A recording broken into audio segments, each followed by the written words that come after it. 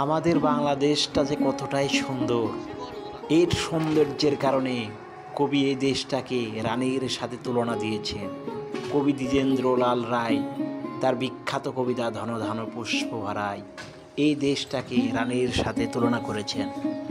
এর চাক্ষুষ প্রমাণ পেলাম আমি আজ এই মানিকগঞ্জ জেলার ঘেওর এবং দৌলতপুর উপজেলার ভিতর দিয়ে সবুজের বুক চিরে এই আঁকাবাঁকা পথ ধরে যাওয়ার সময়। সত্যি আমাদের দেশটা রানীর মতোই সুন্দর।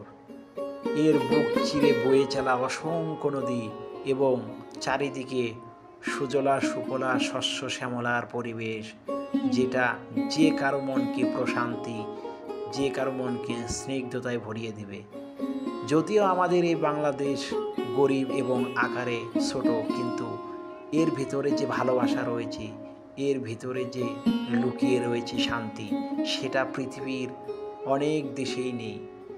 আমাদের এই দেশটার প্রকৃত সৌন্দর্য খুঁজে পাওয়া যায় যারা প্রবাস থাকেন। প্রবাসী ভাই বোনদের কণ্ঠে পাওয়া যায় আমাদের দেশের প্রকৃত চিত্র, যে আমাদের দেশটা কতটা সুন্দর, কতটা শান্তিময়। তাদের এমন মায়া ভরা কণ্ঠের বর্ণনায় এটাই খুঁজে পাই আমাদের দেশটা সত্যি পৃথিবীর ভিতরে একটি অতুলনীয় দেশ। আমি গর্বিত, আমি আনন্দিত এই দেশে জন্মগ্রহণ করে।